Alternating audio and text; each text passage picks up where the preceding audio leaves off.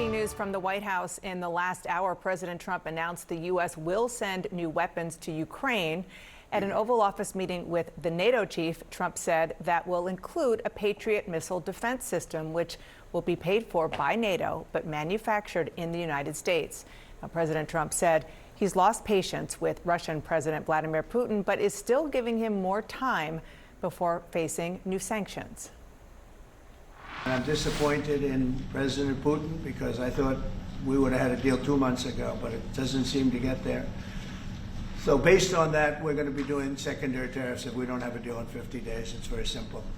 And they'll be at 100%. And that's the way it is.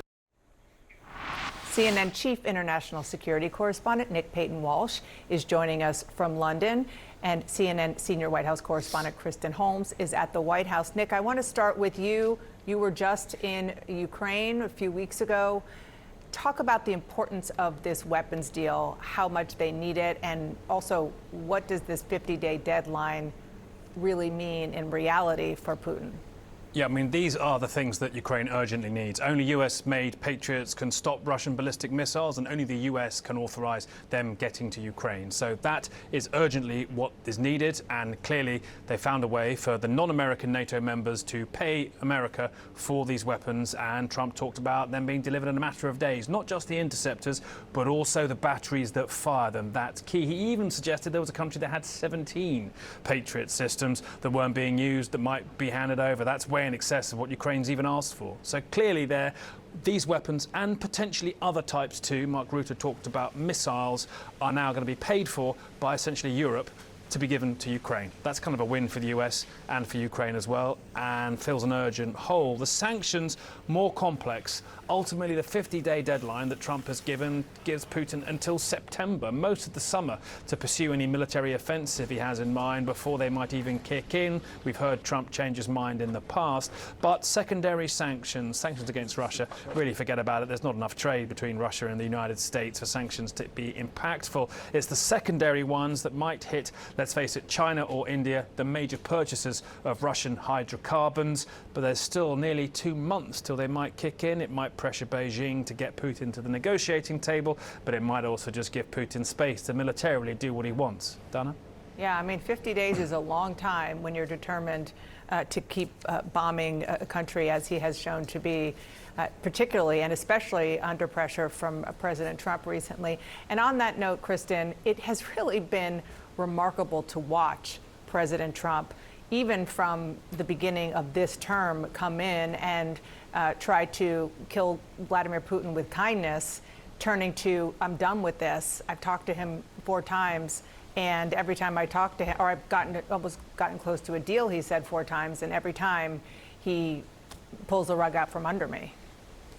Yeah, Dana, it's been quite fascinating to watch, and it's something that we know that other presidents and other world leaders and other politicians, including Republicans that are close to Trump, had warned Trump about for years. But you're really hearing it coming out when President Trump is speaking now. We know the 2 of them spoke on the phone 2 weeks ago. It was under an hour, and President Trump bristled when asked about it, saying he made absolutely no progress at all when it came to Ukraine. From the Kremlin side of that, we heard that President Trump had asked for a swift resolution in Ukraine, and essentially Putin had said no.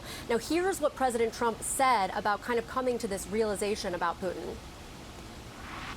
I don't want to say he's an assassin, but he's a tough guy.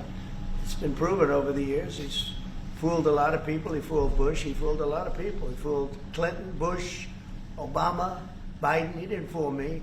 But what I do say is that at a certain point, ultimately talk doesn't talk. It's got to be action. It's got to be results.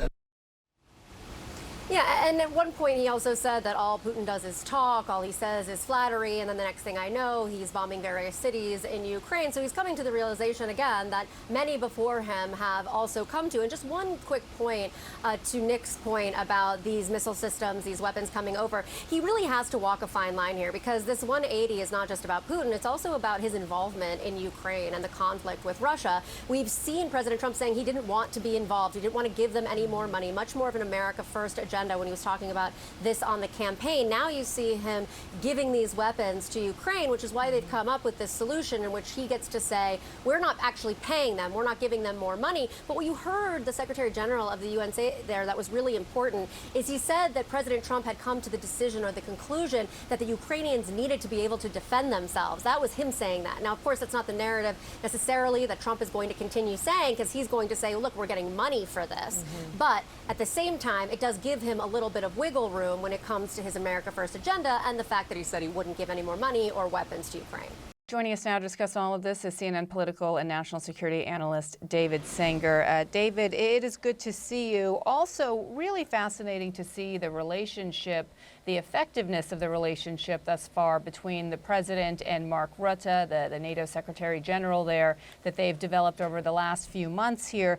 And to work out a deal where the United States would effectively be selling weapons to Europe that could then quickly be sent to Ukraine is a different step for this president to make, quite confrontational against Vladimir Putin given his previous stance.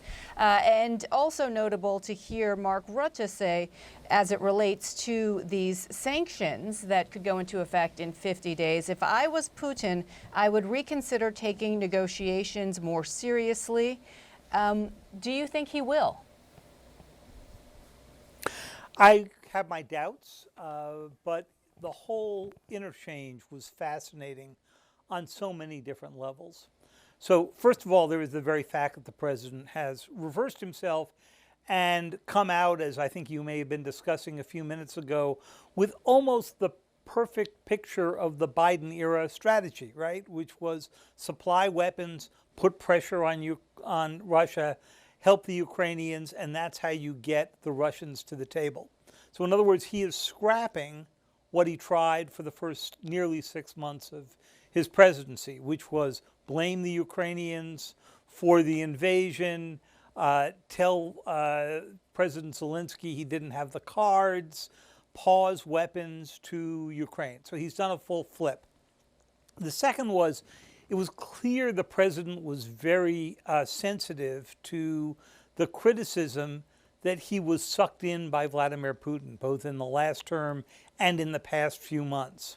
And at one point toward the end, I don't know if you caught this, but he said, they were all fooled by Putin. Clinton, Obama, I think he had President Bush in there too, Biden. He said, he never fooled me. So you can see how this is such a sensitive point for him. The third thing was, he never expressed a commitment to the war on a legal or moral basis.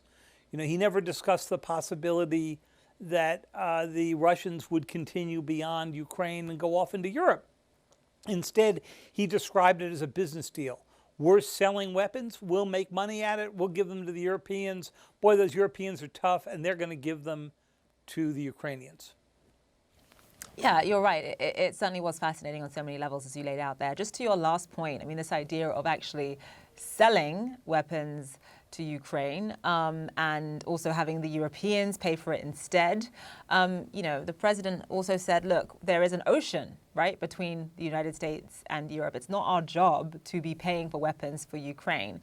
Just give us your take on that aspect of it, especially the political effect that will have on his base. Donald Trump walked into this term essentially saying at the beginning, I'm going to end this war pretty much on day one, being very much against this war, especially because of just the sheer cost of it. Now he sort of made this dramatic reversal, but is kind of backtracking and sort of saying, listen, we're not going to pay for it. The U.S. is not going to pay for it. We're going to have Ukraine pay for it. That is a message to his base. Well, there were two parts to this. One is, I think you've got it just right, the arm's length nature of this, which is to say, I'm not giving these to Ukraine directly. He never said he'd go back to Congress for another arms package. He's going to let the Europeans pay for it and then expressed admiration for the Europeans. But that line that you mentioned, it jumped out really. We have an ocean between us. That was sort of the classic isolationist argument used before World War I, before the U.S. entered that. It was the classic argument used in the 1930s before World War II and used by the original America First movement.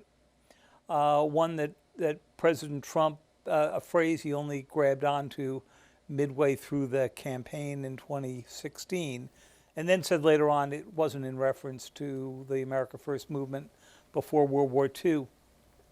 I think it sort of speaks of his base's concern, the MAGA base's concern that the U.S. has got to be sure not to get sucked into more wars. That was the worry a few weeks ago when he made the decision to bomb the Iranian nuclear sites. There, he was able to calm them down by saying this is a one-and-done event. Here, what he's saying is, this really isn't our conflict. It was Biden's war, it's Europe's war, but we have an ocean. And of course, what we've learned in a world of terrorism, cyber, and other threats is oceans don't mean a whole lot.